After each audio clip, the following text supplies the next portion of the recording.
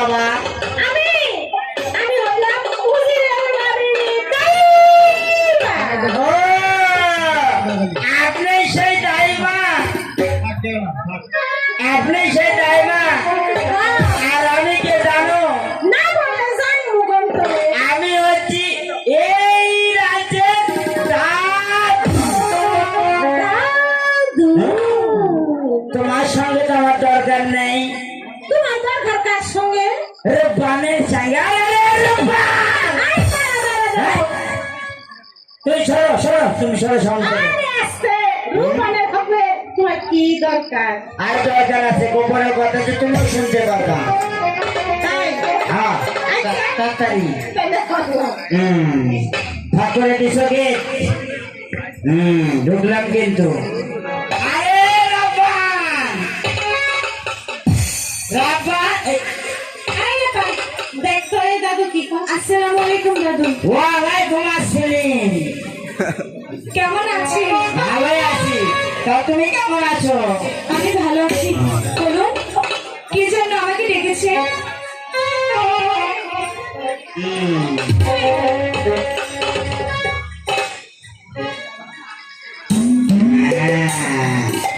আজকে চেয়ারটা গোয়ার তোর ঠিক মতো পেলাম। তা আমি এসেছি একটা বিয়ের প্রস্তাব নিয়ে তোমার কাছে। রূপবান, কিসের বিয়ে প্রস্তাব? কেন তোমার বিয়ের প্রস্তাব নিয়ে এসেছি? কার সঙ্গে দাদু? এই যে ইকাব্বার মাস্টার একমাত্র ছেলে আব্দুল লরিফের সঙ্গে। বলো তুমি রাজি আছো? এই রহমান, আরে বাবা, রাগ করছে নাকি? এলে কি করে? শুনে শুনে শুনে রে দাদু, ও দাদু বলি রে দাদু, দাদু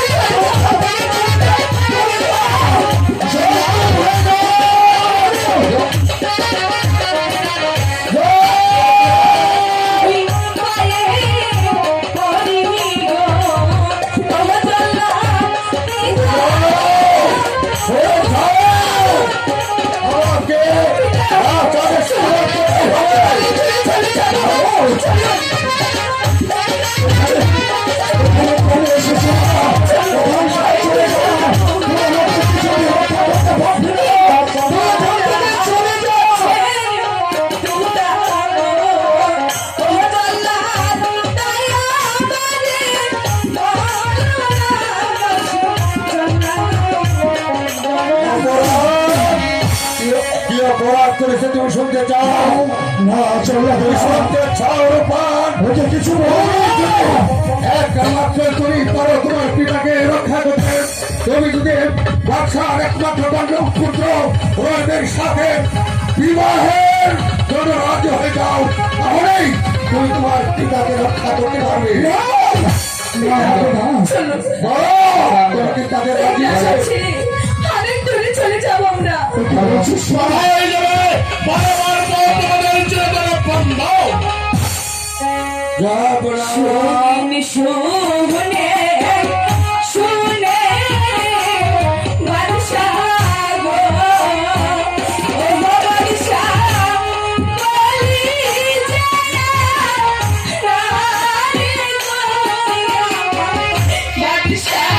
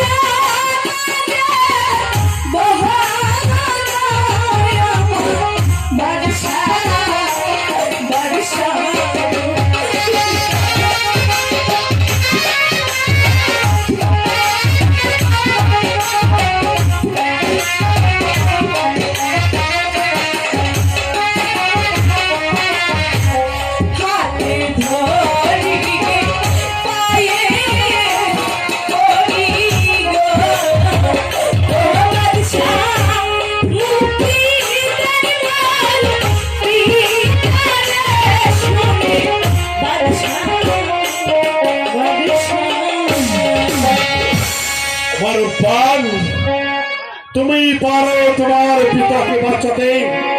আমি নীলাশপুরের বাদশালী একাপর তোমাকে কথা দিচ্ছি, একবার নীলাশপুরের বাদশালী একাপরের মুখে পারে সেই দেখো মেহেরবানে খোদা আল্লাহ নীলাশপুরের বাদশালী একাপরকে একটা সন্তানের জনক করেছে।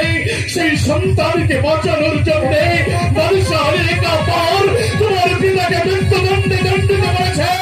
অপমান রূপান, আমি তোমার হাতে ধরে অনুরোধ করে বলছি, তুমি আমার রাজি হবে না।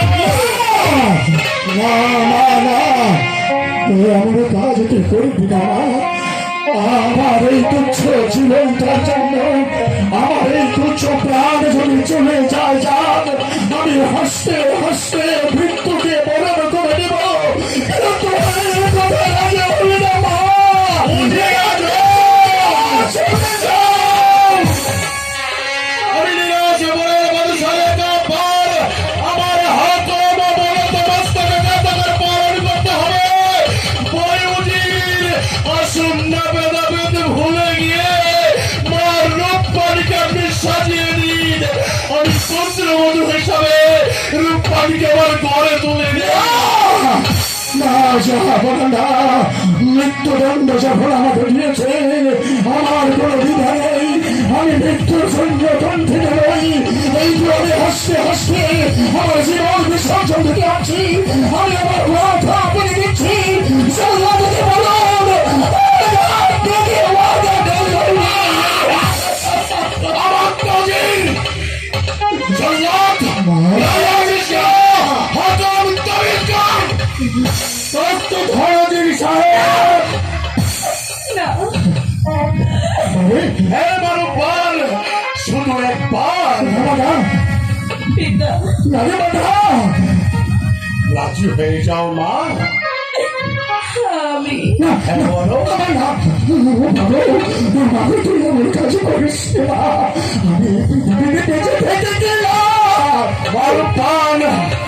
আর না বলো না, একবার বাদশাহ কাপড়ের সন্তান রহিম বাদশাহকে বাঁচানোর সাথে তুমি রাজি? আমার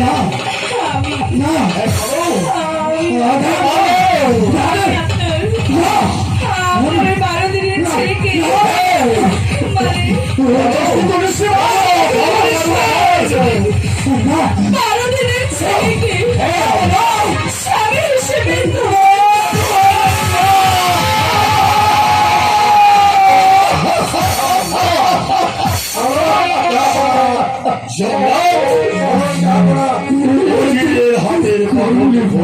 আমি তাই করছি, যাবো না।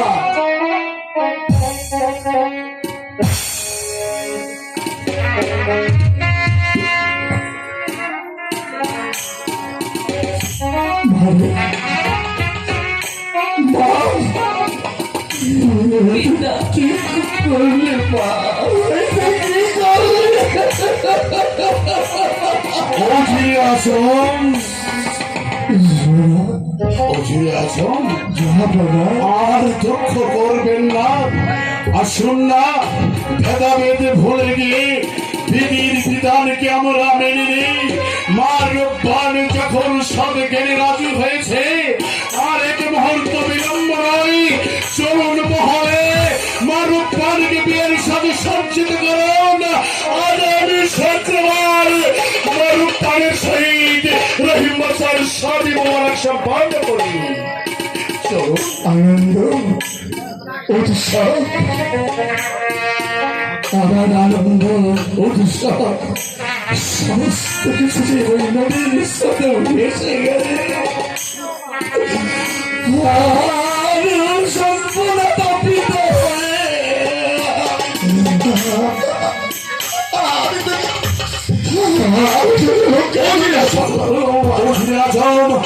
আর দুঃখ নাই, মুছে ফেলুন চোখের জল। আমি যাচ্ছি মহলে আনন্দের সংবাদকারীতে মারুফার রহিম বাচ্চাকে শাদী করতে রাজি হয়েছে। চোখের জল মুছে ফেলে আসুন বিবাহের আয়োজন করি, আয়োজন করি। পিতা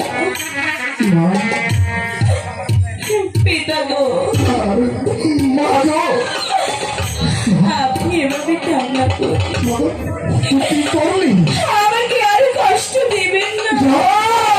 না মা, না, আমি তোকে কষ্ট দিতে চাইনি মা। আমি তো ওটাই চেয়েছিলাম, তোর সুখের জন্য আমি আমার তুচ্ছ জীবনের মায়া করিনি। এই মাটির পৃথিবীতে বেঁচে থাকতে চাইনি। আমি শুধু চেয়েছি আমার মা, আমার একমাত্র কন্যা যাতে সুখী হয়, শান্তিতে থাকতে পারে। আমি তো পারলাম না মা।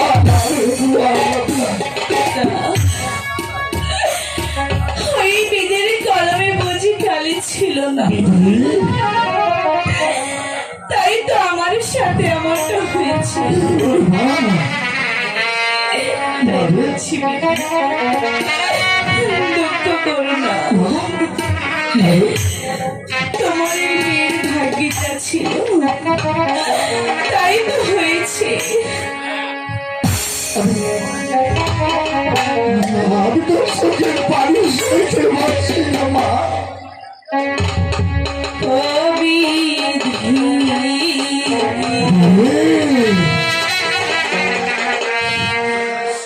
কলমে নাই কালি,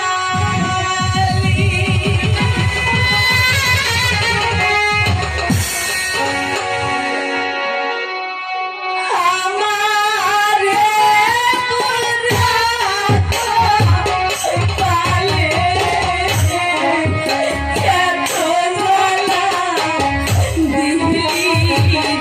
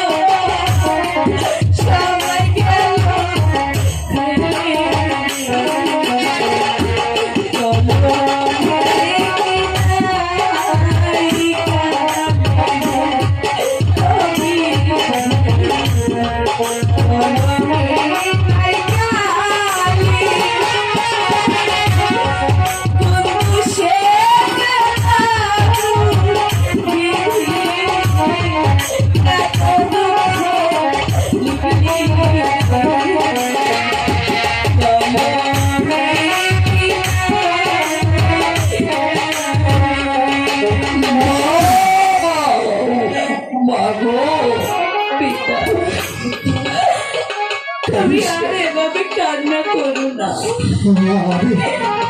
আমি যদি তোর জন্য আমার জীবনটা দিয়ে দিতে পারতাম তবু শান্তি পেতাম।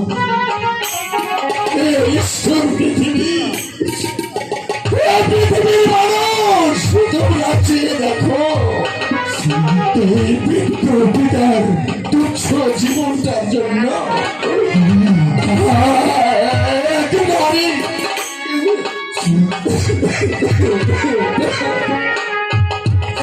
এটা নিজের জীবনকে বিসর্জন দিয়ে দেয়। আপনি আমাকে হাসি মুখে সাজিয়ে দিবেন। হাসি মুখে হ্যাঁ পিতা। আমার কি খুশি আনন্দ আর আছে মা? চল, চল মা।